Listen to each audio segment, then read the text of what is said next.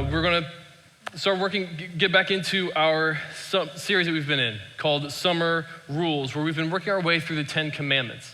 And as you can tell, the kids down in MP Kids have been working their way through them as well. Now, they just laid out all 10 of them for us, and this week, we finally arrive at the last one. We finally arrive at the one that the kids just taught us there at the end. You remember what it was? Do not covet, right? All together now. Do not covet. All right, but we've got to do the hand motions, all right? Here we go, ready? Do not covet, that's right. So, this morning, every time I say the word covet, you need to do this, all right? Actually, that's a terrible idea, don't do that, please. Anyway, this command is found in Exodus chapter 20, verse 17. So go ahead and flip open there if you have a Bible with you. Verses will be on the screen as well. But if you're here this morning and you don't have a copy of the Bible, we would love to give you one as a gift. We'd love to give you one as a gift. So just stop by guest services area afterwards and we will give you one to take home because we believe that there is power in the Word of God and it will transform your life. So Exodus 20, verse 17, all right, here we go. The kids did a great job with it, but it's actually a little bit longer than just do not covet. So here's what it says. You shall not covet your neighbor's house. You shall not covet your neighbor's wife or his male servant or female servant, his ox or donkey or anything that belongs to your neighbor. All right, can I be honest with you for a second? It's probably a good way to start a sermon, right? With honesty. This command feels out of place to me. I mean, think about it. Don't worship any gods other than the almighty creator of the universe who loves you and miraculously delivered you from Egypt. Don't kill each other. Stop wanting that donkey. It just feels so anticlimactic after all this buildup of these massive commands that feel like such big deals. And then this one just doesn't. I mean, it's not like I'm killing anyone. I just, I want that ox. I'm not even want to steal the ox. I just really want that ox to be my ox. Okay, I actually don't want an ox, so please don't put one in my yard this week. I would have no idea what to do with it. But coveting just doesn't seem to be in the same league as murder and adultery. It just doesn't. So while it might seem like coveting shouldn't be as big of a deal, God apparently thinks it's important enough to put in this list. And if my thoughts about what's a big deal conflicts with what God says is a big deal, I need to reevaluate and dig deeper into how I'm viewing things and what I understand about them. So we're going to slow down and take a closer look at coveting this morning. To covet means to want something so bad you feel like you have to have it. To want something so bad you feel like you have to have it. So in this context, it's essentially the same thing as envy. Coveting, envy, jealousy, greed, they're all kind of in that same ballpark. Exodus 20 lays out some things that I'm not supposed to covet. A house, a spouse, servants, livestock. But notice the way God ends his covenant. It makes me laugh when I think about it a little bit. It's like God starts off and says, like, don't covet their house, their spouse, their servants, their ox, their donkey, or, you know what? This is gonna take too long. I'm running out of room on the tablet. Just don't covet anything. Because that's how he ends it. Don't covet anything. Do not covet anything. God expanded this command to include anything because we are tempted to covet everything. We covet stuff. We want that house, that car, those clothes, the new phone, the donkey apparently. We want them so badly we feel like we have to have them. We covet relationships. We're jealous of the friendships another person has, or we covet somebody else's spouse, whether we're single or married, because it just seems so great. Compared to our husband or wife, we think they're better looking or more fun or more thoughtful and kind or more helpful. We covet experiences. We see all the vacation pictures people post on Instagram. And we'd love to do something like that, but we don't have the time or the money, but we still feel like we have to have it. Our life isn't complete without that, without those experiences. We covet opportunities. We think, I'm more talented than that person. If they would just give me a chance, if they would give me that opportunity, I could show them that I'm just as good as them. Parents, we have to watch ourselves with this one double time when it comes to our kids. We think our kids should have the playing time that other kid is getting. We think that our kid should get invited to that special leadership development program at school, not the kid who is only getting asked because his parents are friends with the principal's sister-in-law's former mailman. We want our kids to have those opportunities so bad that we will do almost anything in order to get it for them. We feel like their lives won't be complete without it, and so we press to get it for them. We covet jobs. Somebody else has our dream job, and we know that we would be better at it than them. Or at least we would appreciate it more. We covet money. If I made as much money as that person, I would definitely use it better than they do. Or we covet the scholarship that somebody else in our class got. We think that we should have received it instead of them. We covet recognition. Have you ever coveted the number of likes or followers somebody has? Or when it comes to the workplace, it's not about a promotion or a raise for me. It's just I want someone to finally recognize how important I am to this company. The higher ups, they always tell my boss how great of a job he's doing, but I'm the one pulling all the weight around here. I mean, he doesn't even know where to find last month's reports in the drive. We covet power. We think that if we were the boss, all the problems around here would be solved by lunchtime on Tuesday, and everyone would love us. We covet the perfect life. We scroll through Instagram or Facebook and see all the perfect lives of everyone else. They're always smiling, always dressed up, always out to eat somewhere nice. They're always on vacation. They're always laughing with their husband or wife or kids or friends, and they always have a clean house. They have this perfect life always, and we want that. And if we stop and think about it for a second, we know that that's not true. We know that their life isn't perfect, but coveting lies to us and tells us that contentment and joy and a carefree life are always just a few things away. They're just a few things away. And those perfect people, they have those things. If I could just have what they have, my life would be perfect too.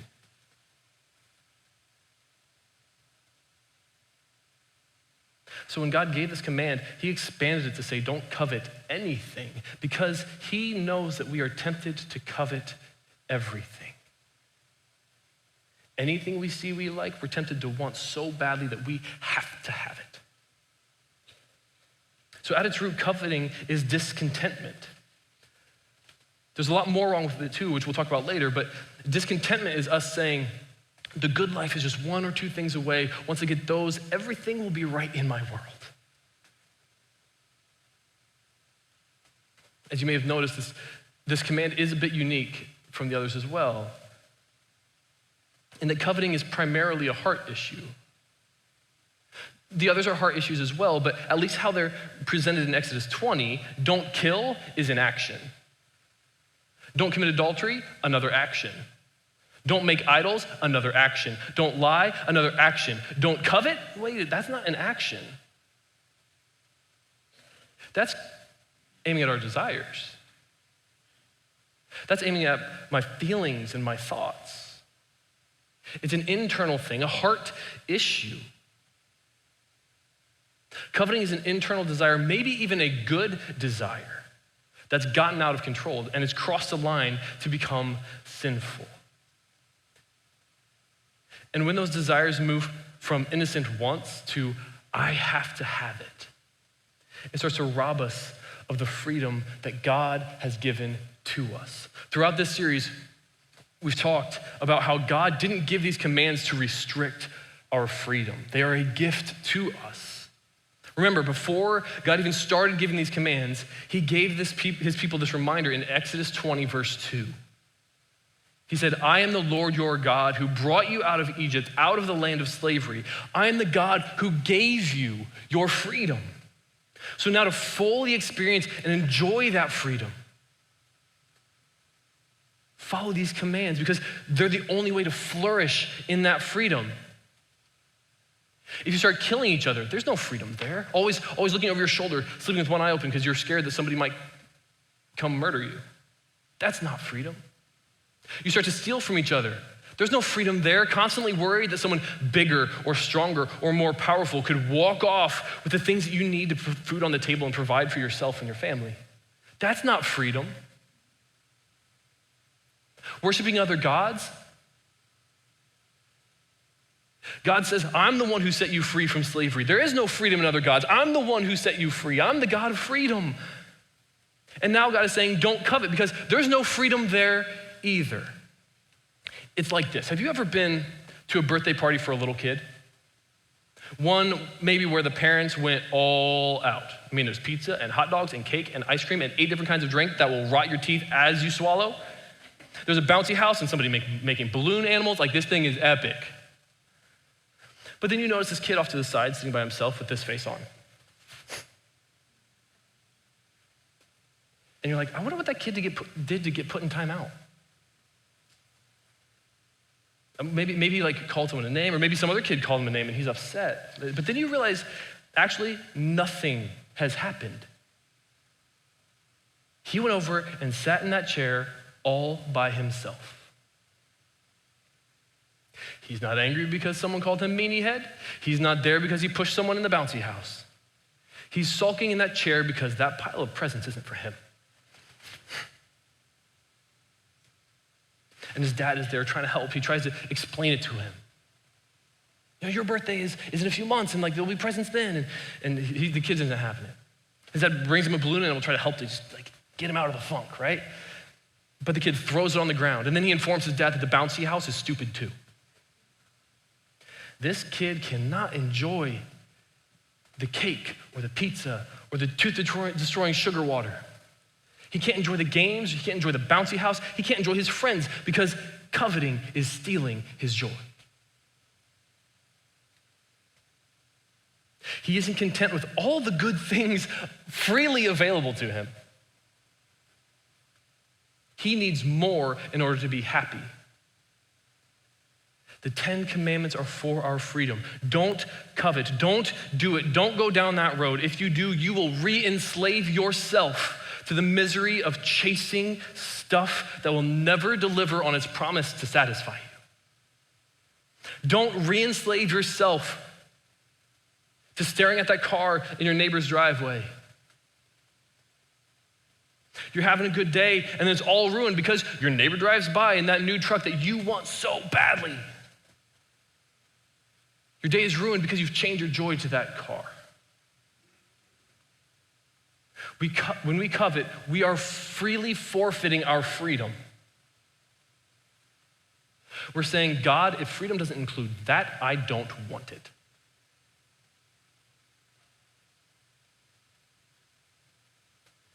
We rob ourselves of God's best for us when we covet. We hurt ourselves when we covet. And I think that holds part of the answer to why we think this command isn't as important as the others.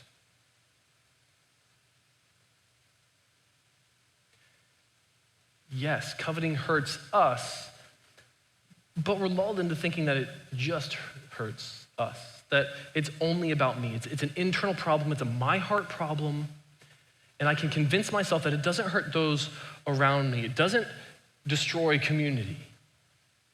Killing, adultery, stealing, lying about someone, it's obvious how those directly hurt people. But coveting, discontentment, lack of gratitude, envy, I can treat those like they're not that big of a deal because they're just me problems. And I think that's why we can look at this commandment and think it's not as big of a deal as the others. It's not like I'm hurting anyone, not hurting anyone else. But that's not how God treats it here in Exodus 20. Why is that? Because it's impossible for us to keep our heart issues isolated to us. It is impossible. Proverbs 4:23 says, guard your heart, for everything you do flows from it. Guard your heart because everything you do flows from it. If you have a heart issue, it will show up in all of life. because what we do flows from our hearts. So if we allow coveting a place in our hearts, it will show up and wreak havoc in our relationship with God and others.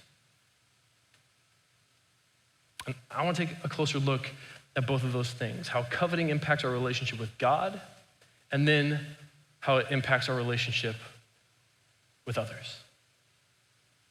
First, our relationship with God. To put it bluntly, coveting is idolatry.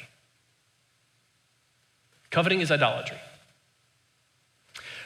I realize that might sound a little bit strong, like I'm overstating to make a case, but if that's what you're thinking, you're gonna have to take that up with the Apostle Paul, because that's exactly what he calls it in Colossians 3:5.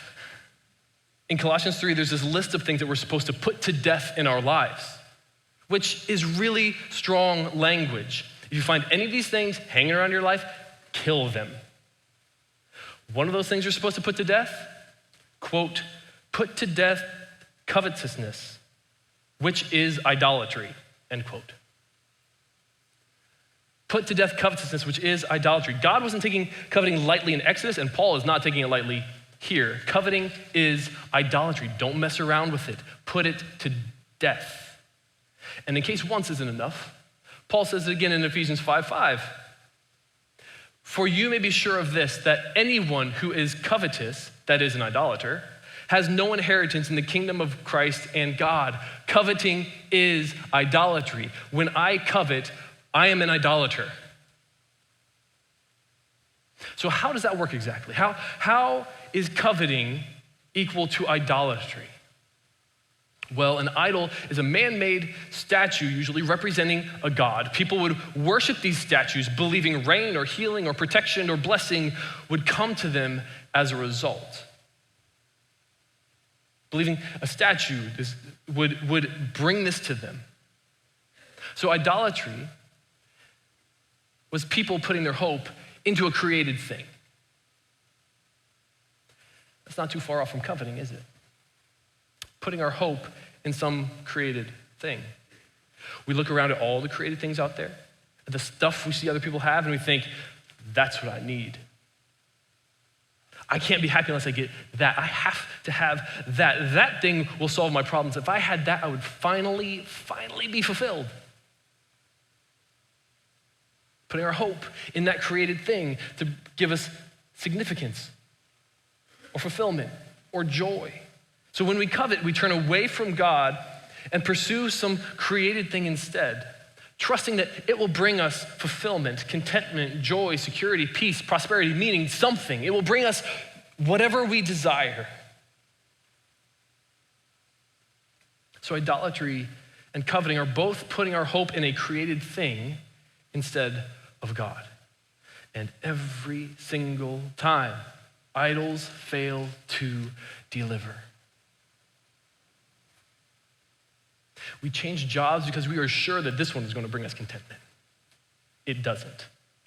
So we go on a vacation knowing that it will bring us this lasting peace and joy from the experience, and it doesn't. We set our sights on that new pickleball paddle, a pair of shoes, a tool, an updated house appliance, or an 80-inch TV or whatever, because we are positive that deep and lasting joy will be shipped in the same box as that new idol.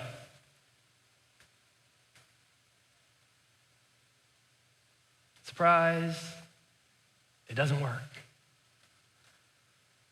Idols fail to deliver every single time. They can't satisfy because God won't let them satisfy. He loves us too much to let us be satisfied with anything other than him. But it's crazy because we just keep doing it. Over and over and over. We have to have it, and we chase the next thing, and we spend time scrolling through Amazon and scrolling through every site, looking up reviews, because we think that last idol, that didn't solve my problem, but I bet that one will. That one will. So I get my focus, my attention to that, and I go and I finally get it, I go, that didn't do it. That one over there.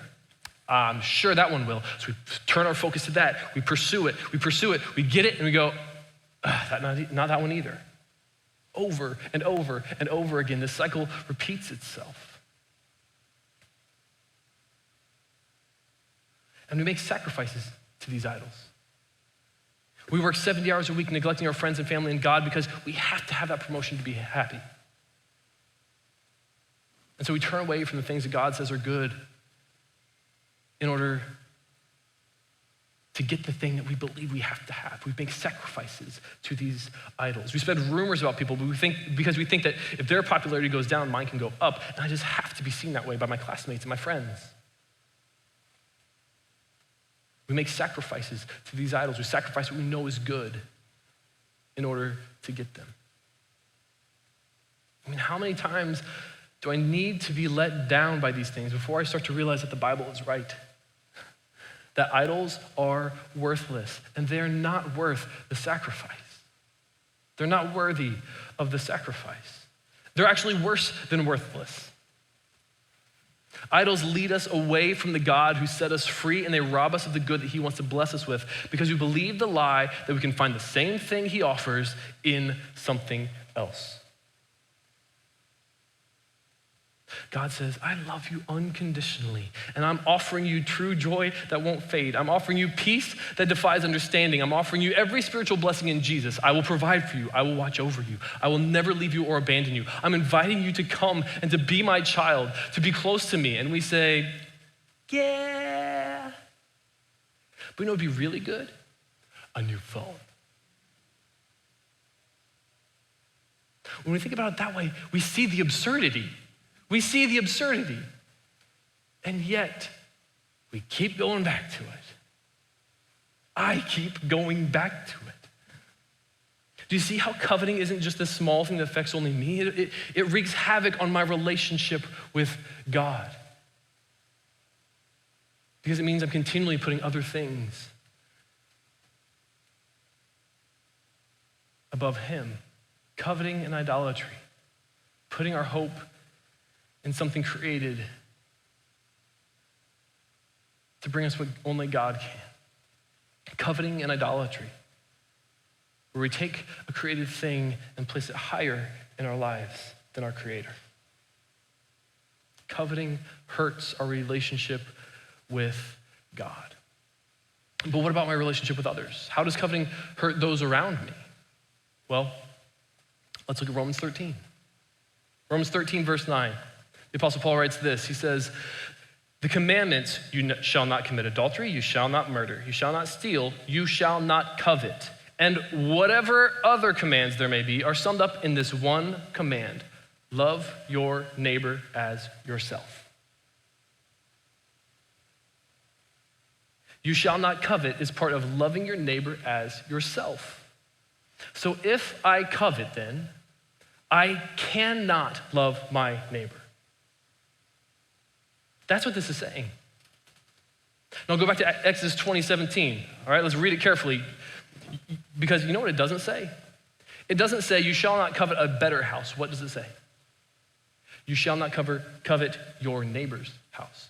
You shall not covet your neighbor's wife, or his servants, or his ox, or his donkey, or anything else that belongs to your neighbor. 3 times the phrase your neighbor pops up in this verse. And 2 times, even though it doesn't say neighbor, it says his, which is talking about your neighbor. So it's not just any house, it's my neighbor's house. Not just any job, but it's my coworker's job. Not just any vacation, but that vacation that I saw my old friend just went on.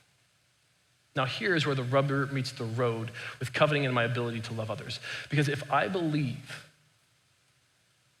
that my happiness, that my fulfillment, that my joy is wrapped up in something that you have, what's that going to do to me? How is that going to position me in relation to you when I start to believe that you are holding my joy hostage? You better believe I'm going to be bitter at you. I'm going to look at you and not see someone to love, but to see someone who is keeping me from being truly, finally, fully content.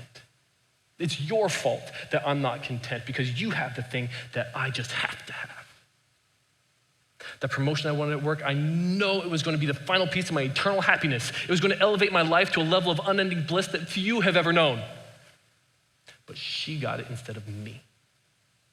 Sitting there in that nice new office that I want so bad. She is blocking me from my happily ever after.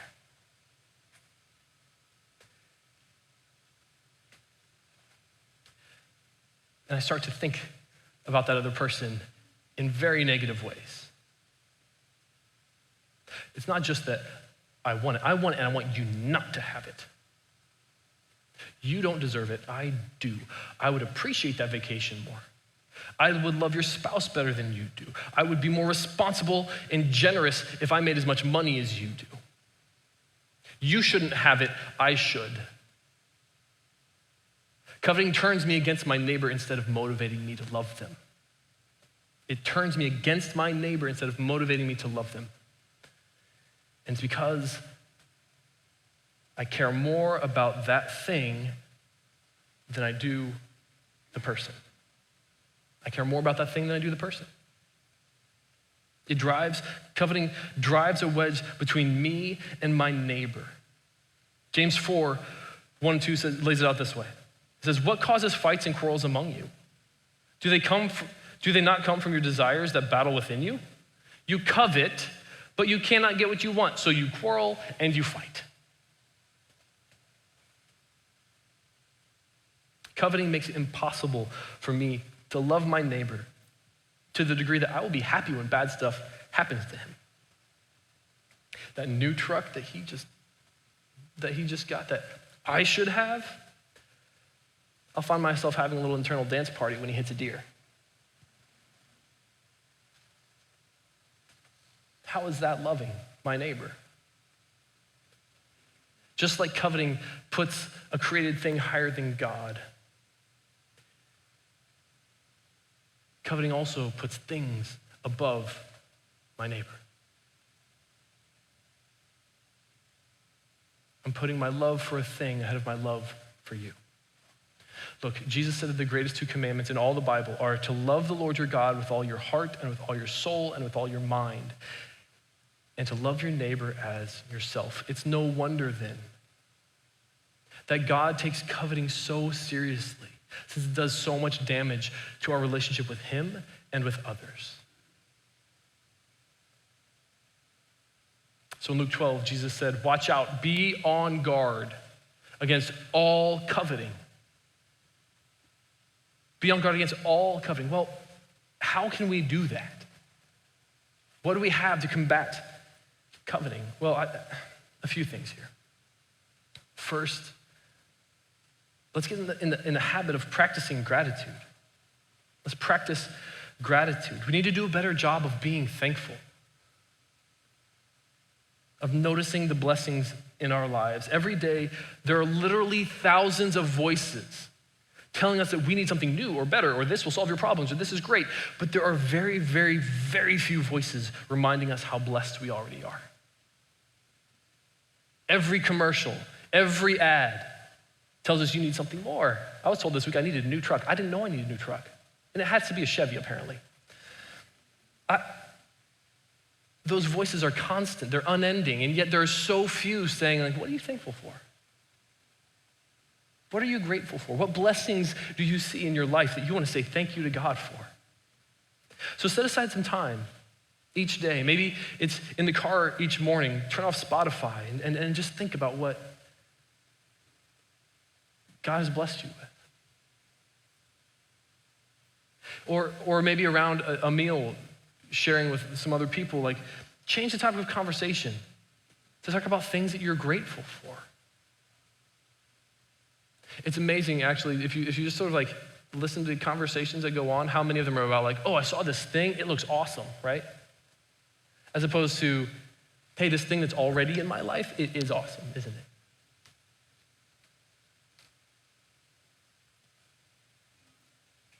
Start asking people what they're grateful for instead of what they want. I think training ourselves to think, what am I grateful for rather than what do I want, will go a long way in helping us battle coveting. Secondly, I think we need to grow in generosity. Grow in generosity. Another way we can combat coveting is to give away what we already have. At the end of the day, the problem that this command addresses is that we place too high of a value on stuff. Coveting, is us aiming at like placing too high of a value on stuff we don't already have. But if we learn to be less impressed with stuff, that helps. So practice generosity. Look for ways you can give. You can give as opposed to accumulate. Growing in generosity, I promise you, it will help us. It will help us battle coveting. And here's a really, really practical one. As I was thinking this week, let's fast from shopping. Let's fast from shopping for like a week. I'll give you a pass on like food and gas, all right?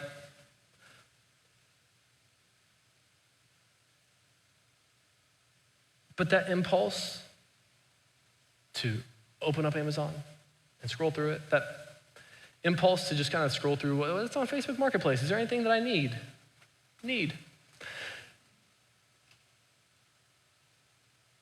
The amount of time that we give to these things without stopping to ask, why do I want this?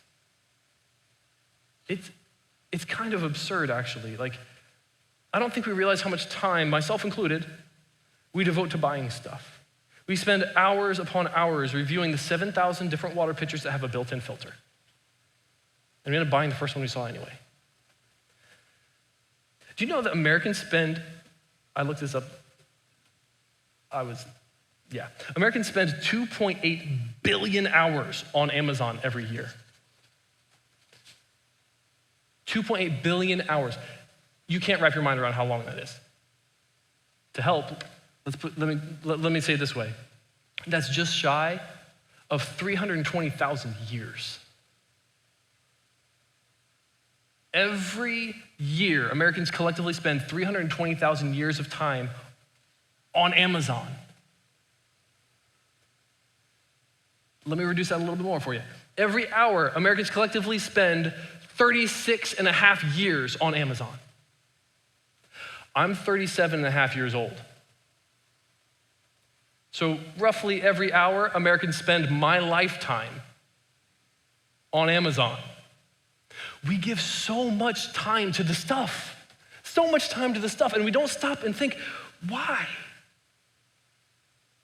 What am I trying to do? So take a fast from shopping, from researching, from buying for a week. And when you have that impulse, like, I should, why? Ask the question, why? That's not a question we're used to asking. But I think it will do wonders if we can sort of create that impulse to question our desire to buy as we try to combat coveting. And lastly, we need to remember who is with us. This, by far, is the most important one. In Psalm 73, Asaph, the man who wrote this psalm, is writing about how he was struggling with coveting. Starting in verse 2, it says this. It says, "But as for me, my feet had almost slipped. I had nearly lost my foothold. For I envied the arrogant when I saw the prosperity of the wicked. They have no struggles. Their bodies are strong and healthy. They are free from common human burdens. They're not plagued by human ills. This is what they are like, always free of care. They go on amassing wealth." Listen to that list again. They have prosperity. They have no struggles. They have health. They are free of burdens. They're not plagued by ills. They are always carefree. Where do I sign? Right? That is a list I want. That's a list I feel like I have to have. Now, do you think the people that Asaph was coveting actually had no struggles and no burdens and were always carefree? I mean, not a chance, right? No one is, even if their Instagram posts make it seem like it is. But remember, coveting lies to us and says contentment and joy and a carefree life are always a few things away. So Asaph saw these people from the outside and thought, man, that looks good. Man, that looks good. And Asaph in verse 10, it says he saw an opportunity to get in on the goodness. It says, therefore the people turned to them and drink up waters in abundance. People are flocking to them to get in on this as well. Asaph saw or thought that if he went down that road towards them, he would have all the good things too. That there was abundance and joy and a carefree life for him if he went to go be with them. If Asaph would just make some compromises. He just knew his life would be so much better. Prosperity, no struggles, health, free from burdens, not plagued by ills, always carefree. But remember how he started this back in verse 2? He said, my feet had almost slipped. I almost lost my foothold. What kept Asaph from slipping? Verse 17. Then I went into the sanctuary of God and I discerned their end. Asaph stopped looking around him and turned his eyes to God. He spent time in God's presence and remembered how it ends. He goes on to write about how those who have all these things and pursue all these things at the expense of others are on a road that only leads to their destruction. He paints a grisly picture of what lies ahead for them. And Asaph realizes that the short-term prosperity and comfort isn't worth it. But that was not the biggest motivator for Asaph. More than that, way more than that, Asaph spends time with God. He goes into the sanctuary of God. And he sees how good God is. Verse 23 says, God, I am always with you. You hold me by my right hand. You guide me with your counsel, and afterward you will receive me into glory. Whom have I in heaven but you? And earth has nothing I desire besides you. My flesh and my heart may fail, but God is the strength of my heart and my portion forever. My portion forever. Asaph sees all the money, all the titles, all the recognition, all the relationships, all the experiences, all of it. And he sees God and none of it matters anymore.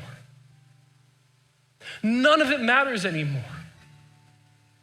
Asaph spent time with God and he was reminded of how good God is, how God has always been with him, how God had promised such a glorious future to him, and Asaph was overwhelmed by this. It moved him from coveting the rich and almost slipping to saying, earth has nothing that I desire besides you, God. Everything else doesn't matter. I want you, God. I have to have you, God.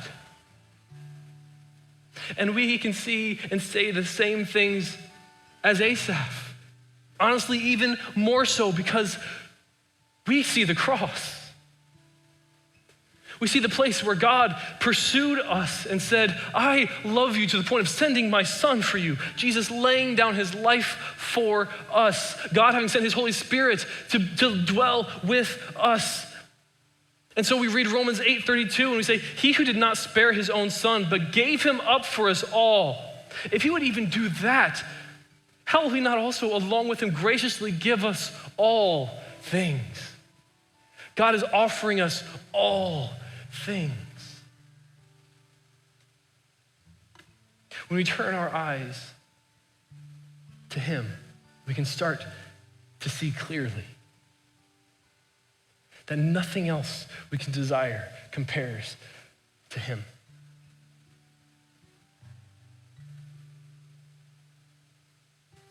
He is with us.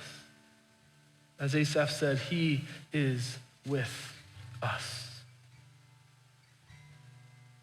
And he will take us into glory.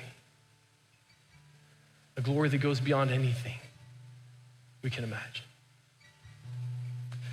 So God, I pray that you would stir our hearts to love you more. I pray that, God, you would turn our eyes to you where we see that nothing on this earth compares.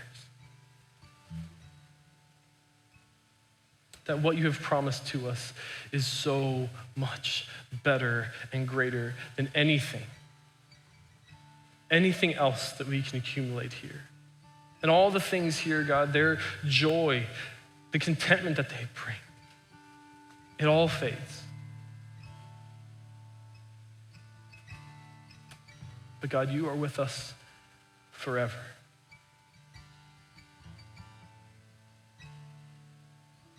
God, grow our love for you, grow our satisfaction in you. And God, we trust that as we continue to turn our eyes to you,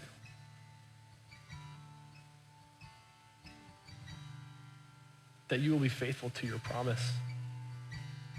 And we will find joy, peace, and love, and security that only you can provide. It's in Jesus' name that we pray. Amen.